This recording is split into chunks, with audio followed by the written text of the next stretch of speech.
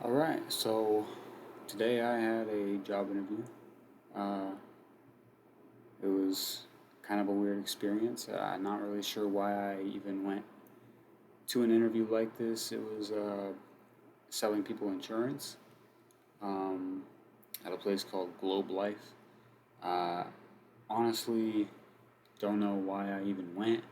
I kind of knew how it was gonna go anyway, so I'm not too sure why I went. But um, it was an experience. I went for an experience, and it was an experience. A little embarrassing.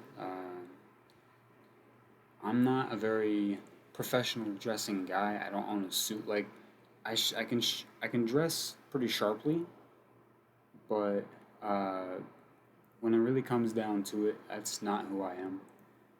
I wear tights and t-shirts. Shorts, uh, work pants when I went to school, like the black, just like Dickies or whatever.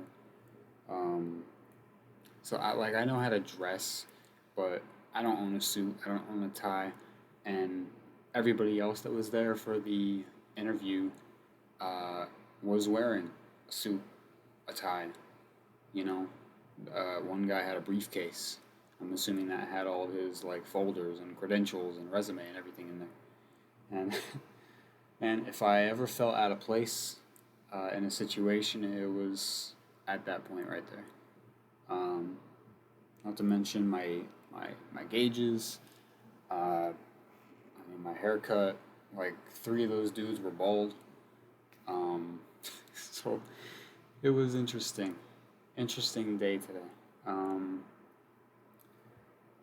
uh, a dream that I had last night um, really made me reminisce a little bit on my dogs. Um, I used to have a German Shepherd Lab, and I believe he was maybe a Labrador Husky mix. Uh, Two dogs. Um, they kind of got along with each other. I feel like deep down they probably loved each other in some way, but they never really played with each other or acknowledged each other very much. We adopted one, and then the other one that we had since he was a puppy. So it was kind of like bringing in a new member of the family right at the last minute. You know, uh, but I had a dream about them, uh, and it really made me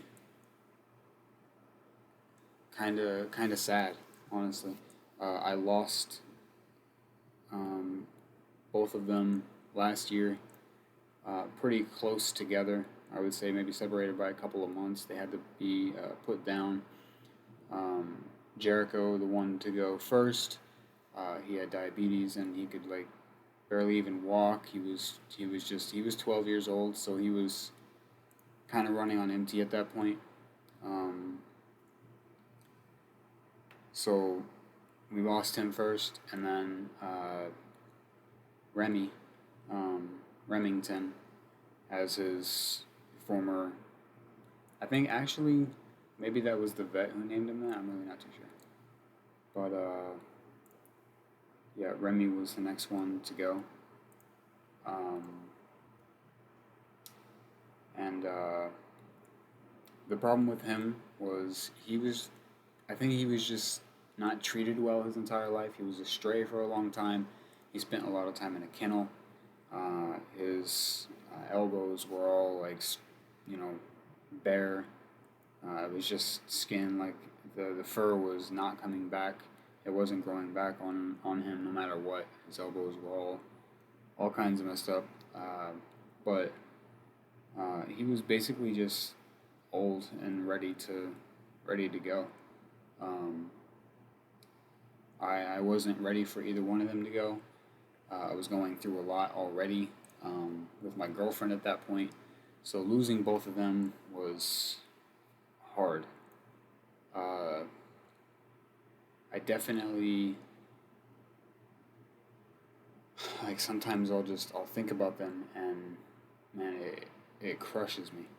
You know, I don't show it a whole lot. I damn near cried today. Um, I could feel I kind of had to push it back, but it's hard. You know, it's hard all the time, and when I actually do end up crying, like crying, man, I sob. I let it all go. You know, I'm not ashamed of that. I can't be. You know, I really I don't have any more toxic masculinity built up in me, um, to be like, you know, oh, you're a pussy. You stop acting like a bitch type, type shit. Um, One of my other exes said that I was too emotional. I mean, really, that's just because she made me that way. You know, always doing a bunch of shifty shit and lying to me and everything. So she basically just saw the side of me that she created. You know, the side of me that she deserved to see, I guess. I don't want it to sound wrong or like conceited or narcissistic or anything, but that's basically what happened. You know, she was something else. But yeah, and it's so odd. Like sometimes I'll wake up suddenly, you know, and I will think about death, just out of nowhere. You know, just think and imagine what it would be like, and the kind of it kind of makes my heart drop, you know, a little bit because, in a way, like I'm kind of scared, you know, I'm kind of scared to die. I'm not necessarily sure what comes next, if anything comes next. I don't know. No, I mean nobody knows. People can say that they know, and this and that and this and that. Nobody really knows, you know. Nobody who reads the Bible, nobody who is a scientist, nobody who has testified to things that they've seen when they've gone and then they come back and they tell everybody they saw heaven and hell and everything. The real, like, myth busting fact that I always think about that people just seem to ignore sometimes is uh, when your heart stops, your mind keeps going, you know, and it releases a chemical called DMT. So you're basically in your mind hallucinating the entire time. Um, in a way, you're kind of still alive, you know, just not physically. Does that make sense? You're alive on a different plane of existence because it's just pure consciousness, like in your mind, like subconsciousness. Um, but you're not breathing. Your heart's not beating. You're alive in a way, but you're not. It's like a dream world, basically. You're in the most vivid dream, the most vivid dream that you could have ever possibly imagined. Uh, and people come back and they testify to that. They testify to a dream. They testify to what maybe their fears had conjured up. People who say that they've seen hell. People who say that they've seen heaven. You know, maybe you're in a really good place when you're about to, like, you know, die. You've made peace and everything, and like, oh, I can't believe this is it. But Jesus, take me now, type stuff. And you're kind of ready. And then they bring you back, and then you're like, oh, I saw God, and I saw Jesus, and heaven, and God gave me a warning and told me what to tell you guys. If all of that stuff was so logical, much more logical than, you know, what it is that I'm saying, uh, I feel like more people would be they would believe. You know, it wouldn't be such a conversation. It wouldn't be like a, you know, tit for tat kind of thing. Like, oh well, this is my argument and this is your argument, and let's just agree to disagree, type thing. Instead, it would be, oh, well, what you're saying makes complete sense. So, yeah, I mean, you've just made me believe in everything that you're saying. You've got yourself a new believer, basically, you know. But it doesn't happen like that because logic, for whatever reason, is objective. Somebody can see things one way, and then somebody else can see things another way.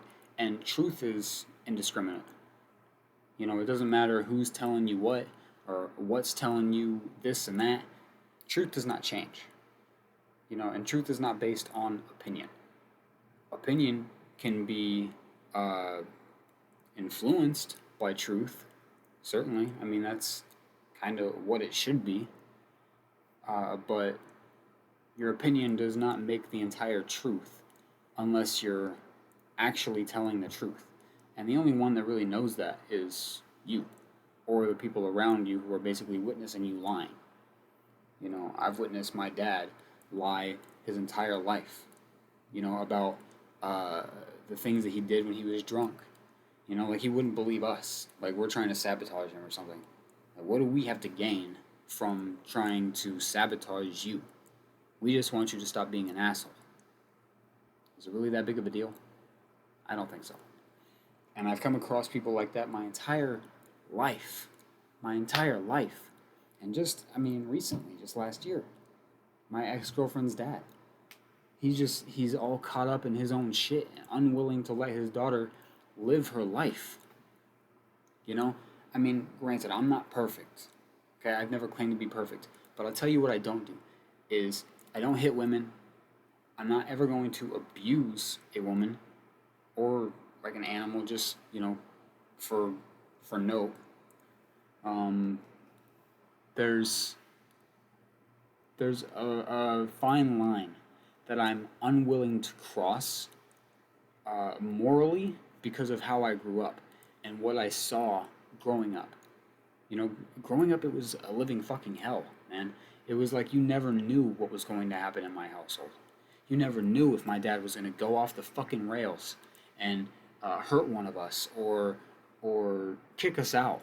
The amount of times that I had to get in the car with my mom and my sister and us drive away, go sleep in a hotel at a friend's house, or sleep in the car down the road. I couldn't even count. I couldn't even count how many times that's happened. And I remember one time I stood up to my father and I was like, I'm tired of this. I'm just tired of this. And you know what he told me? He said, too bad. He said, too bad. He looked at me dead in the face and he said, too bad. And he was right. Absolutely too bad. It's too fucking bad that I couldn't fucking beat your ass when I was a little boy. That I couldn't slap you right in your fucking mouth, take that beer out of your hand, and fix your stupid ass once and for all. You know? That's not how alcoholism works. I know that. You know, he would have found some way to do something or get drunk or whatever, and he's been doing that shit since he was young, since he was like in his 20s or maybe his teenage years. I don't even know. He hid that shit from my mom for a while, and then it was long before I was born. You know, I mean, while I was in her stomach, he fucking kicked her in the head. Like, who the fuck does that? Who does that kind of shit? You know, I come from that lineage. I have that shit running in my blood. And how much I refuse to be like that, and then my ex gonna go ahead and tell me that I'm acting like my father, like she's ever even met my father, like she even knows because of what I told her. I never once hit her. I never once fucking like pushed her up against a wall. I've never done anything. I've never put one bruise on that girl. Never put one mark on that girl. And everybody in the situation that, you know, was outside of her family basically just kind of took her side, except for the people that, you know, were close to me. And I mean like work related, you know, because we worked in the same place for a while, and she would just go off and say a bunch of shit. I don't know who believed what because I didn't keep in touch. You know, I was trying to move on with my life at that point and, you know, go on and do my own thing and leave all that shit behind. But it's like sometimes I feel like I can't really get away from it. And it's part of the, like, I don't want to say it's even part of a connection. I don't feel like it's a connection. I feel like it's just a like an obsession kind of thing, you know? And I'm not obsessed with her, but like the way that things went, man, I wish I could go back and change things or do something differently. And if something like that ever comes up again, it won't. It won't. But if something were to ever come up like that again, I'm not doing the same things. I'm not repeating the same mistakes. I'm not acting in the same ways. I'm not being that same person. You know, because I've grown and I've learned, and I hope that she's learned as well. Um, it's been a tough year. You know, it's been up and down, and at some points, man, I didn't know if I was gonna get through it. You know,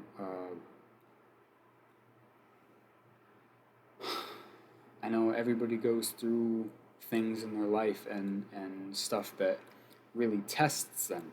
You know, I get that. I understand. Uh, it's it's just different when it's you, you know.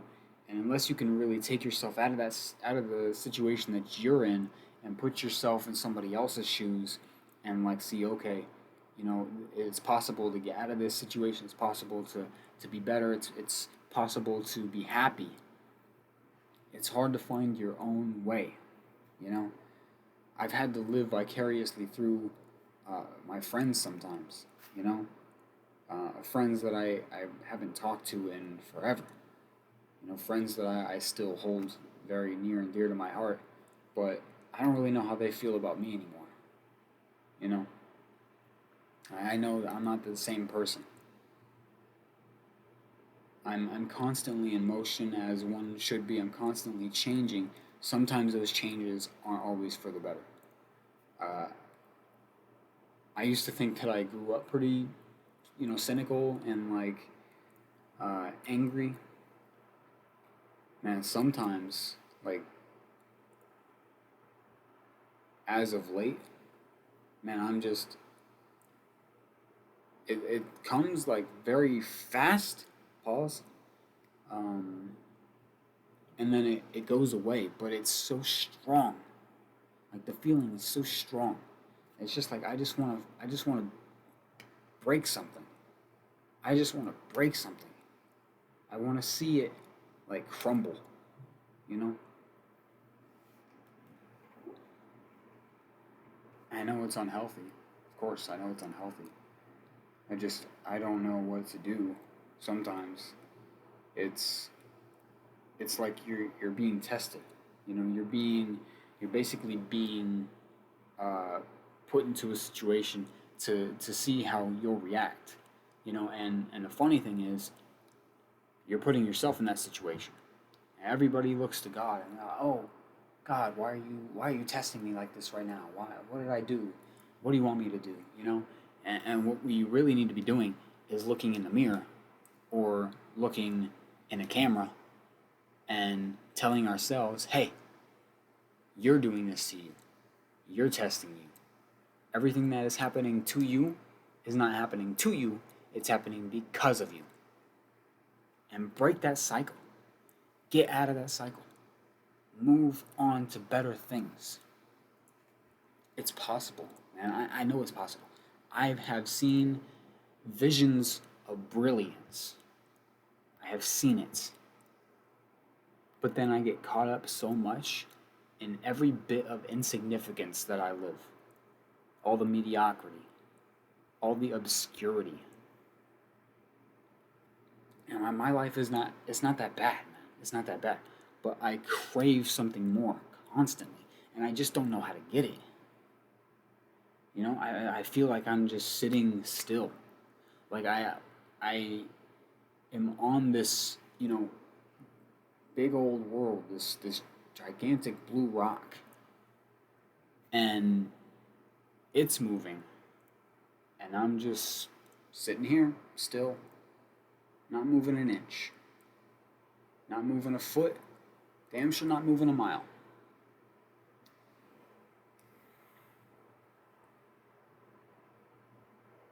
Sometimes, man, it's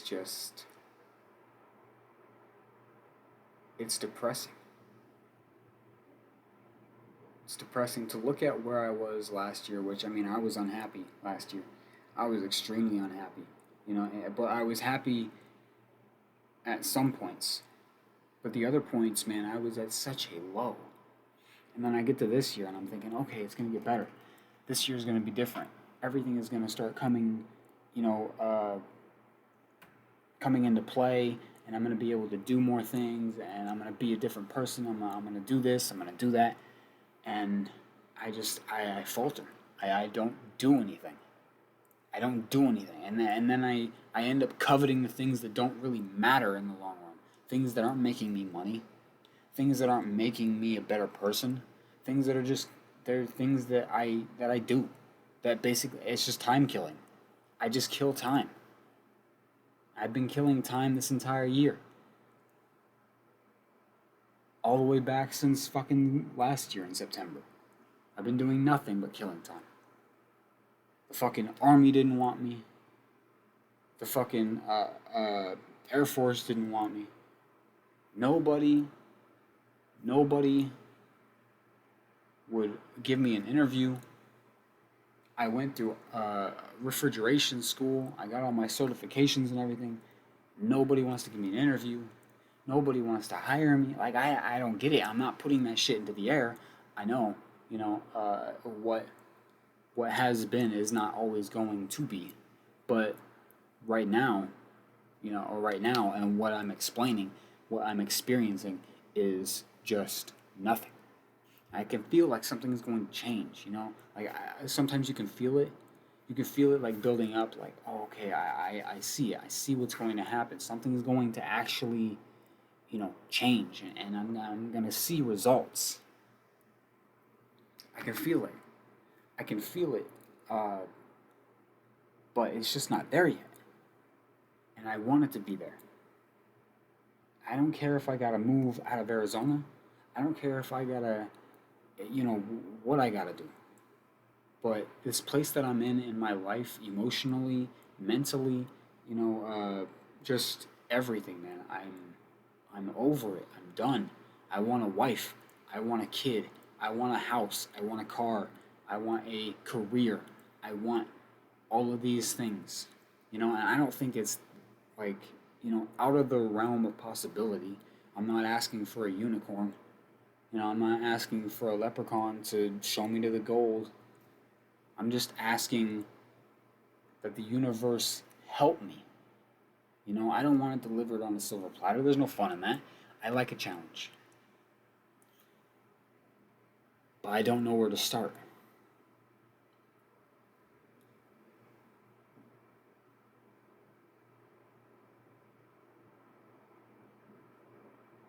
There's been times where I don't even know what it would entail, but there's been times where I've not only contemplated selling my soul, but where I've actively researched it. I don't care about the fame, man, but money is constantly circulating. That's what really makes everything go around. That's what will move my life in the right order, in the right direction. And I know money, it won't make you happy. Shit, some people believe money is the root of all evil. I believe that shit. That's the reason why I'm stressed out half the fucking time. It's always money. Money, money, money. I mean, money is the reason why my ex's dad wouldn't let her live her life, because he needed her for a fucking paycheck. That's honestly my belief. Hey, I was there witnessing the whole situation, so I'm not going to say that I have no idea. I don't know. It just didn't work out. No, I know why. I know why. I love the girl enough to try and build something up with her, to try and fix things even after it was broken. I would have got the fucking super glue out if I needed to. But you can't fight family, and my mom, my sister, I don't give a fuck about my dad, he's not even in the picture. But my mom and my sister would never have even they would not have included themselves that much into it had I not wanted them to. And I don't want them to. I'm 27. I didn't want them to do it when I was 23. So I damn sure don't want them to do it now.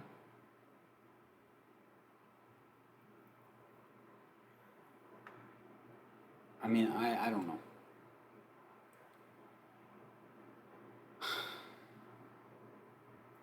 Relationships are tricky. They're interesting. I know my woman is out there. I know that she's out there somewhere. You know, she's there.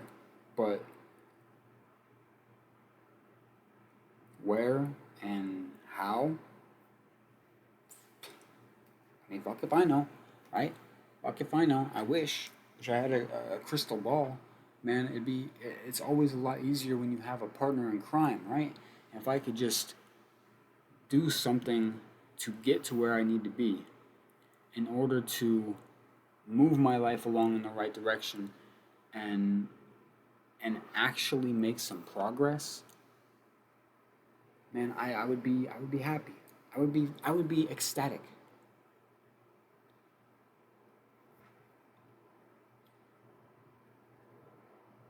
Like I said, over the past like year, bro, it's been shit. It's been trouble, you know. Um, a real struggle to get through this shit. Uh, for me, you know. Could it be worse? Absolutely, it could be worse. It could be a thousand times worse. Don't think that that's ever lost on me. I know. I know it can be a hell of a lot worse. But can it be a hell of a lot better? Yes. I'm just trying to figure out how I can make it better.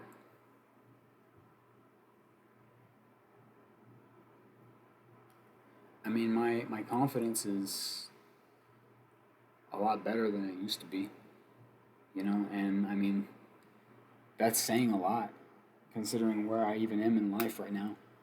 I'm not doing much at this point.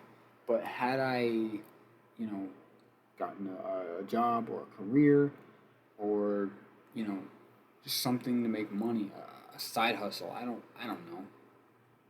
Like that's really when I started dating is when I got a job. I got the job at Walmart. That's how I got my ex from, you know, before my last girl. So confidence is everything. I have that confidence. I don't have any money right now. I don't have anything, and it's tough when you're a man and your instinct is to hunt, and bring home the bacon, the bread. You know, it's it's difficult to not have that. It takes away some of your pride, some of your dignity, not being able to provide. Sometimes I wish I could go back to my other job. Back working at Amazon. But that place has such a stink to me now. I don't want to even. I never want to go back to Amazon in any capacity. I don't want to deliver. I don't want to work in a warehouse. I don't want to work as a on a fucking subsidiary. Is that the right word? I think it is. Um, None of that, bro. None of that. It's been almost 30 minutes. So I guess I'll cut it here.